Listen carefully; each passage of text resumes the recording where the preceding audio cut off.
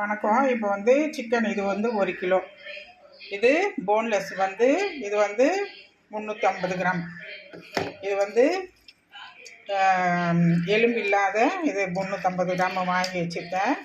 இது எல்லாமே எடுத்து ஸ்கின்னெல்லாம் எடுத்துகிட்டு 350 கிராமு எலும்பு எடுத்துகிட்டு வாங்கி வச்சுருக்கேன். சிக்கனு இது வந்து இது எலும்போடு இது சிக்கன் அது. ஆனால் அந்த தோலெல்லாம் ஸ்கின்னெல்லாம் எடுத்துகிட்டு இது ஒரு கிலோ.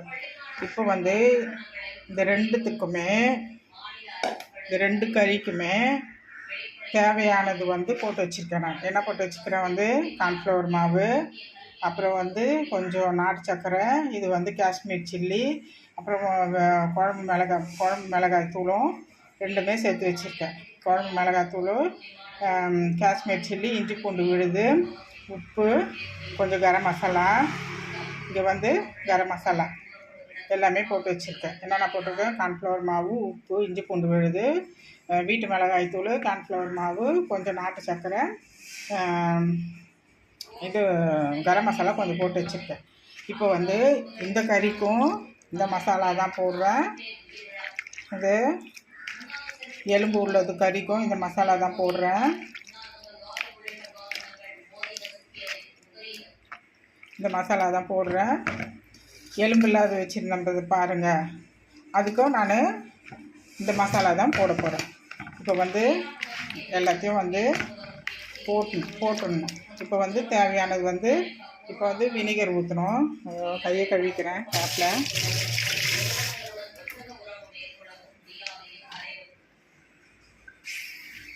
இப்போ அந்த போன்லெஸ் கறிக்கு வந்து நான் வந்து என்ன பண்ண போகிறேன்னா தேவையானது வினிகர் ஊற்றிக்கிறேன்.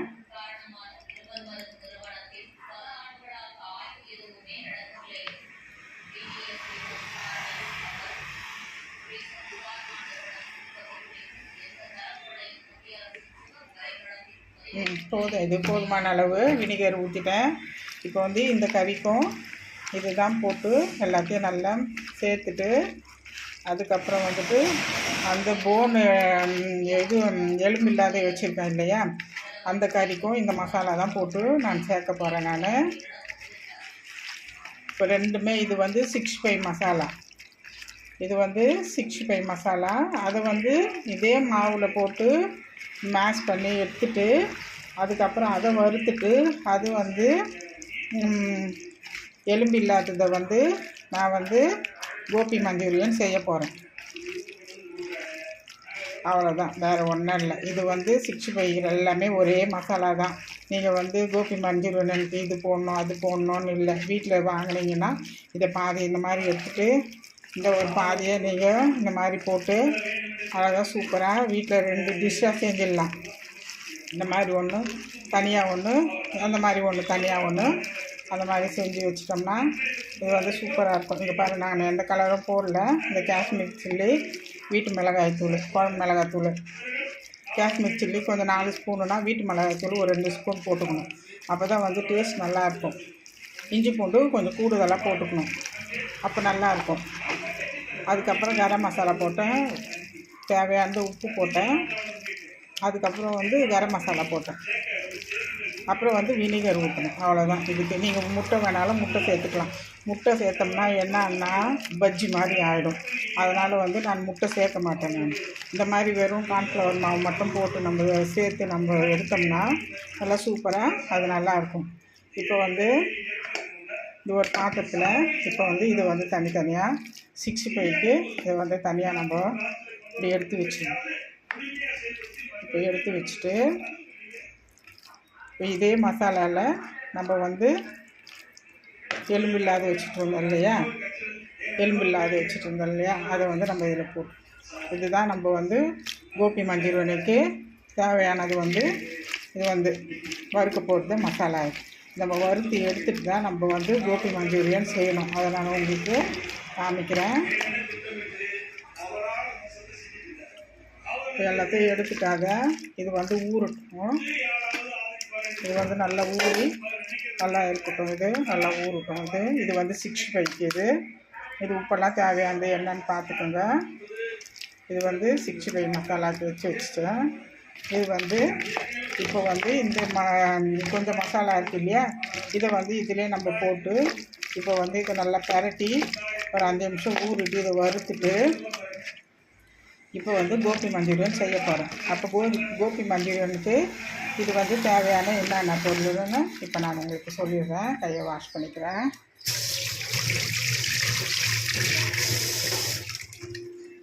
இப்போ வந்து இது டொமேட்டோ சாஸ் இருந்ததுன்னா கூட ஊற்றிக்கோங்க. என்கிட்ட இல்லாதனால இதை தக்காளியை 2 தக்காளி மீடியமான தக்காளியை அதை வந்து நல்லா அரைச்சி வச்சுருக்கேன். பூண்டு 1 கட் பண்ணி வச்சுருக்கேன். பெரிய பூண்டு கட் பண்ணி வச்சுருக்கேன். இஞ்சி துண்டு கொஞ்சம் சின்ன சின்னதாக கட் பண்ணி வச்சுக்கிறேன். குடமிளகாய் வச்சுருக்கேன். வெங்காயம் வச்சுருக்கேன். இது வந்து கேப்சிகம் இது எல்லாமே சேர்ந்து நம்ம ஒன்றா போட்டு நம்ம வதக்கணும். வதக்கிட்டு அதுக்கப்புறம் வந்து தேவையான சோயா சாஸ் ஊற்றுறோம். அதுக்கப்புறம் வந்து தக்காளி சாஸ் ஊற்றணும். தக்காளி சாஸ் ஊற்றிட்டு அதுக்கப்புறம் ஒரு 1½ ஸ்பூன் என்ன பண்ணேன், கார்ன்ஃப்ளவர் மாவு போட்டு அது தண்ணியாக கரைச்சி வச்சுருக்கேன். அப்புறம் இதில் ஊற்றுறதுக்காக இதை நான் கரைச்சி வச்சுருக்கேன். இப்போது இதில் வந்து எண்ணெய் வச்சுருக்கேன். இப்போ வந்து நான் அந்த மாவு வச்சுருக்கேன் இல்லையா, அந்த மாவில் போட்டு பிசைஞ்சு வச்சுருக்கேன்ல 65 மாவு, அதை வந்து இப்போ நான் வறுத்து எடுத்துகிட்டு அதுக்கப்புறம் ஒரு பாத்திரம் வச்சு இதெல்லாம் போட்டு நான் தாளிப்பு கொடுத்து சிக்கன் கோபி மஞ்சூரியன் எப்படின்னு நான் உங்களுக்கு சொல்கிறேன். இப்போது பாத்திரம் வச்சுட்டேன். இப்போ பாத்திரம் வச்சுட்டு இப்போ தேவையானது எண்ணெய் ஊற்றுறேன். எண்ணெய் நல்லா காயுது. காந்திட்டோன்னா இப்போ நான் இது வச்சுருக்கேன் இல்லையா, கேப்சிகம், இஞ்சி, பூண்டு, வெங்காயம் இதெல்லாம் ஒன்றா போட்டுடலாம். இப்போது நல்லா சவுண்டு வந்துடுச்சு. போதும், இது சவுண்டு நல்லா வந்துடுச்சு. இப்போ நம்ம குடமிளகாய், வெங்காயம், பூண்டு, இஞ்சி எல்லாம் போட்டு நல்லா வதக்கிட்டோம். இப்போ வந்து தக்காளி இப்போ அரைச்சி வச்சுருக்கோங்க, அதை நம்ம இதில் ஊற்றிடலாம். ஊற்றிட்டு அதுக்கப்புறம் வந்து தேவையானது சோயா சாஸு கொஞ்சமாக ஊற்றுங்க. இது வந்து நல்லா ப்ரௌனாக இருக்கும், அதனால் வந்து நான் இது கொஞ்சமாக தான் ஊற்றுவேன். உங்களுக்கு எவ்வளோ தேவையோ நீங்கள் அதுக்கேற்ற மாதிரி ஊற்றிக்கோங்க. நான் ஒரு மூடி தான் ஊற்றிருக்கேன். ஏன்னா வந்து உங்களுக்கு எவ்வளோ தேவையோ அதுக்கேற்ற மாதிரி ஊற்றிக்கிங்க. இதையே பாருங்கள், கலர் எப்படி ஆயிடுச்சு பாருங்கள், ப்ரௌனாக. அதுக்கப்புறம் வந்துட்டு இங்கே கார்ன்ஃப்ளவர் மாவு கலக்கி வச்சுருக்கேன் இல்லையா, அதை நம்ம அதை ஊற்றி நல்லா கொதிக்கணும். கொதித்து நல்லா சுண்டி வரும். நல்லா சுண்டட்டும். அது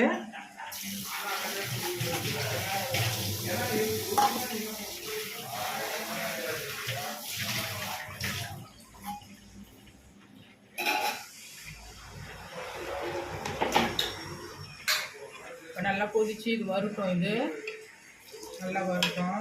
இந்த பக்கத்தில் வந்து சிக்கனை போட்டு வறுத்துட்ருக்குறேன். அதை வந்து நம்ம எடுத்துக்கலாம். ரொம்ப வந்து தீஞ்சி வரணும்னு இல்லை. இந்த சிக்கனு லேசாக ஒரு 10 நிமிஷம் நல்லா வெந்து வந்தாலே போதும். ரொம்ப தீஞ்சிச்சுன்னா நல்லா இருக்காது. அதனால் வந்து மீடியமாக வறுத்தி எடுத்துக்கலாம். இந்த மாதிரி வறுத்து நான் எடுத்துருக்கேன். சிக்கனை வறுத்து எடுத்துருக்கேன். இப்போ இந்த பக்கம் நல்லா கொதிக்குது. நல்லா அப்படியே திக்காக வந்துருக்காங்க. ஸோ இன்னும் சிக்கன் கொஞ்சம் இருக்குது, அதை போட்டு அதையும் வறுத்து எடுத்துக்குவோம். கொஞ்சம் நாட்டு சக்கரை எடுக்கலாம். நாட்டு சக்கரை கொஞ்சம்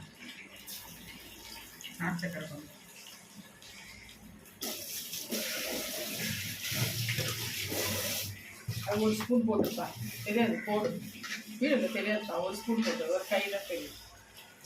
1 ஸ்பூன் போட்டு நாட்டு சக்கரை 1 ஸ்பூன்.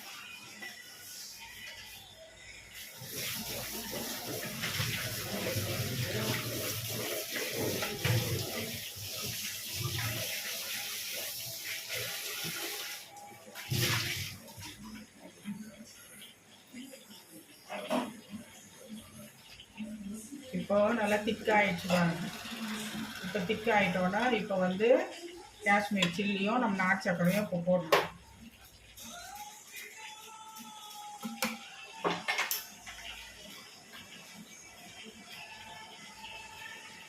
நாட்டு சக்கரை வந்து நான் ஒரு ஸ்பூனு, பெரிய ஸ்பூனில் ஒரு ஸ்பூன் போடுறேன்.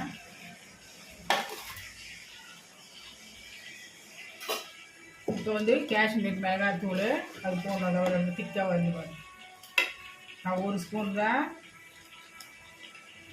Soya sauce ஊற்றுனேன். கலர் பாருங்கள் எப்படி வந்துடுது. உங்களுக்கு என்ன எப்படி இருக்கோ அது பிராண்டு அதுக்கேற்ற மாதிரி நீங்கள் சோயா சாஸ் ஊற்றுங்க. ரெட் சில்லி வைப்பாங்க, ரெட் சில்லி இந்த ரெட் சில்லி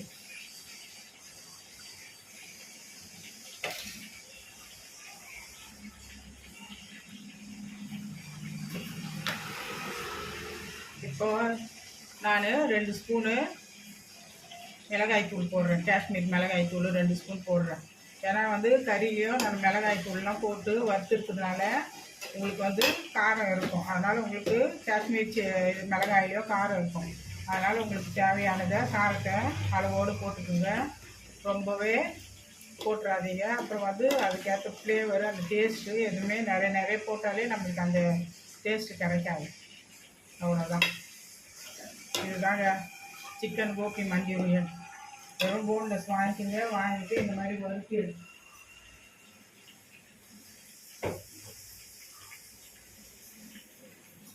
இந்த மாதிரி வறுத்து எடுத்து அதுக்கப்புறம் அதில் போட்டுடலாம். இன்னொரு ஈடு இருக்குது, அதை எடுத்துகிட்டு நான் மொத்தமாக உங்களுக்கு போட்டு காமிக்கிறேன்.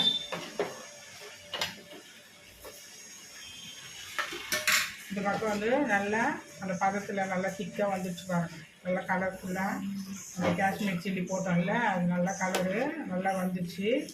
இப்போது தேவையானது உப்பு பார்த்து உப்பு போட்டுக்கலாம். இப்போது நான் அது கறியிலேயே போட்டிருக்கேன் உப்பு. அதனால் வந்து இதில் எவ்வளோ உப்பு பார்த்து நம்ம உப்பு போட்டுக்கலாம். உப்பு தேவையான உப்பு போட்டுடலாம். யாருமே வர மாட்டேங்குது. இப்போ தேவையானது உப்பு போட்டுக்கிறேன்.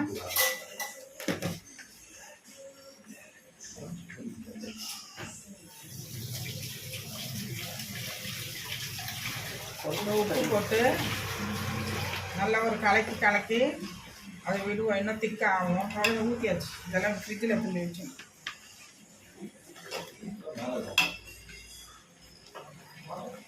இப்போ சிக்கனை இப்போ வறுத்துட்டே இருக்கேன். இந்த பக்கம் வறுத்துட்டு இருக்கேன். அது சிக்கன் வறுத்தோன்னா நம்ம இதில் போட்டுடலாம். ஏன்னா ஒரு ஈடு வறுத்துட்டு இன்னொரு ஈடு மட்டும் வெயிட் பண்ணுறேன். இதை வாங்கிட்டு நல்லா கொதிக்கணும். இது நல்லா கொதித்து நல்லா ஒரு கிரேவியாக வரணும். அவ்வளோதான்.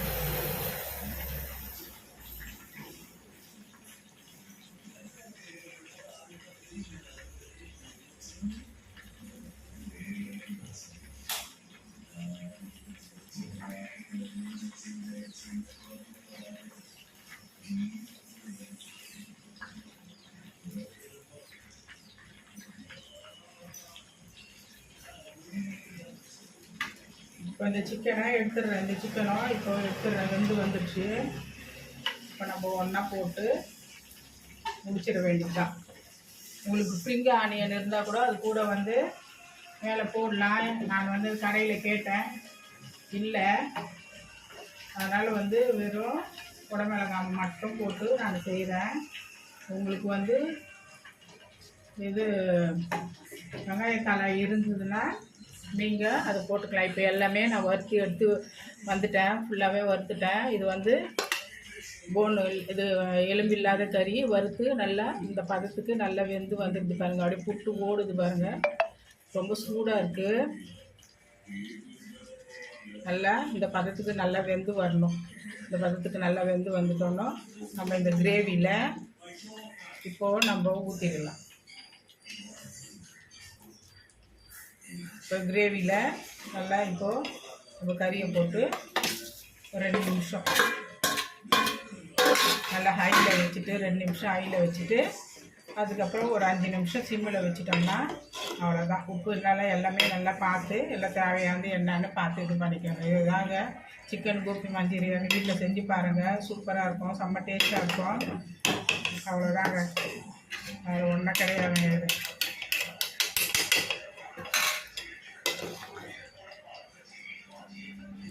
இப்போ உப்பு பார்த்துக்கிறேன் எவ்வளோன்ட்டு. நம்ம டேஸ்ட்டு செம்ம சூப்பரு. நம்ம வேறு லெவலில் இருக்குது. அவ்வளோதான். இது ஓவர். இது நல்லா கொதிக்குது. இப்போ நம்ம வந்து இதை ஆஃப் பண்ணிவிடுவோம். ஆஃப் பண்ணிவிட்டு அதுக்கப்புறம் நீங்கள் வீட்டில் அதை செஞ்சு பார்த்துட்டு என்னன்னு சொல்லுங்கள். இந்த பக்கம் வந்து ஸ்டவ் காயுது. இப்போ வந்து சிக்கனை வறுக்கணும். சிக்கன் மசாலா போட்டிருக்கால அதை வறுக்கணும். இது ஓவருங்க. இது அவ்வளோதாங்க. இது முடிஞ்சுது.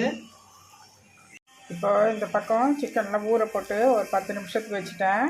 இப்போ நம்ம இதை வறுத்து எடுத்துக்கலாம். இதை வறுத்துட்டு இப்போது சிக்கனை வறுத்துக்கலாம். நான் சொன்ன மாதிரியே நீங்கள் அதுக்கு தேவையானதை மட்டும் போடுங்க. செம்ம சூப்பராக இருக்கும். நீங்கள் அந்த மாதிரி போட்டு செஞ்சு பாருங்கள். வேறு லெவலாக இருக்கும். இது தேவையானது தான் பிடிக்குது. இது போதும். இது எல்லாம் மேலே எண்ணெய் வந்து பொங்கி வரும். ஒரு ஈடாக போட்டு நம்ம எடுத்துக்கலாம்.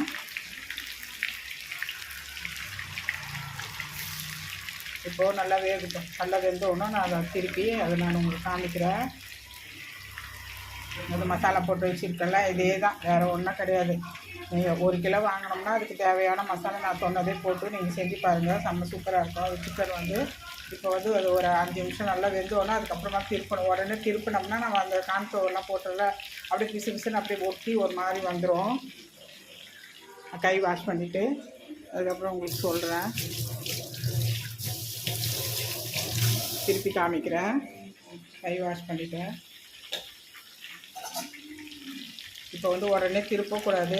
நான் உங்களுக்கு திருப்பி காமிக்கிறேன். அதை அப்படியே ஒட்டுற மாதிரி வரும். அதனால் வந்து நல்லா ஒரு 5 நிமிஷம் நல்லா வெந்துட்டோன்னா அதுக்கப்புறம் நம்ம வந்து இன்னொரு பக்கம் திருப்பி நம்ம வந்து இதை திருப்பி விட்டுக்கலாம். புரியுதுங்களா? கலர் எதுவுமே போடல. வீட்டு மிளகாய் தூளே தான். அதுவும் காஷ்மீர் சில்லியும் வீட்டு மிளகாய் தூள் தான் போட்டிருக்கேன். அதுவும் நான் காஷ்மீர் சில்லி வீட்டிலே தான் அரைக்கிறது. அதை நான் உங்களுக்கு இன்னொரு வீடியோவில் சொல்கிறேன். இது பாருங்கள். அது கலரு நல்லா வெந்தோன்னா இப்போ நம்ம திருப்பி ஒரு பிளேட்டில் போட்டுக்கிட்டு நான் உங்களுக்கு காமிக்கிறேன். 65 வறுத்து எடுத்துகிட்டு வந்துட்டோம்னா இது 65 இது 1 கிலோ போட்டு இது 65 வந்து வறுத்து எடுத்துகிட்டு வந்துட்டேன். இப்போ வந்து ஒரு 300 கிராம் இது எலும்பில்லாத வாங்கினேன்ல அதை வந்து கோபி மஞ்சள் அதை செஞ்சு எடுத்துகிட்டு வந்துட்டேன். இந்த பாருங்கள் கோபி மஞ்சள். இது சிக்கன் கோபி மஞ்சள் ஒரு சூப்பராக இருப்பாங்க. இதை செஞ்சு எடுத்துகிட்டு வந்துட்டேன். இது 65 இது அவ்வளோதான். இன்னைக்கு வந்து அதுக்கப்புறம் வந்து ஒயிட் ரைஸு, அதுக்கப்புறம் வந்து பருப்பு டால், அதுக்கப்புறம் வந்து ரசம். இன்றைக்கி இவ்வளோ தான். இது செஞ்சுட்டு இன்றைக்கி இப்போ ரசம் பருப்பு இது அது கூட்டாது. அது வந்து என்ன சொல்லுவாங்க பழைய காலத்துலலாம் பருப்பு மொத்தன்வாங்க. பருப்பு ரசத்துக்கு நம்ம எடுத்து போட்டு மீதி இருக்கு இல்லையா அது வந்து ஒரு பொரியல் அந்த மாதிரி செய்வாங்க. நான் வந்து பருப்பு கூட்டு மாதிரி பண்ணி அதை வச்சுருக்கேன். நீங்கள் வந்து அந்த காலத்தில் பாட்டி அம்மாங்களாம் என்ன சொல்லுவாங்கன்னா பருப்பு மொத்த அப்படின்னு சொல்லுவாங்க. இது பேர் வந்து பருப்பு மொத்தன்னு சொல்லுவாங்க. இது வந்து நம்ம இது இப்போ வந்து என்னன்னா இது ஒரு கூட்டுன்னு சொல்லிக்கிறாங்க. அது பருப்பு கூட்டுன்னு சொல்லிக்கிறாங்க. இந்த பருப்பு எடுத்துகிட்டு நான் ரசம் அந்த மாதிரி வச்சேன். இப்போ அவ்வளோதான். வேறு ஒன்றும் இல்லைங்க. வீட்டில் நீங்கள் செஞ்சு பார்த்துட்டு எப்படின்னு சொல்லுங்கள். ஆனால் சூப்பராக இருக்கும். அது வீட்டில் செஞ்சு பாருங்கள். தேங்க்யூ. பாய்.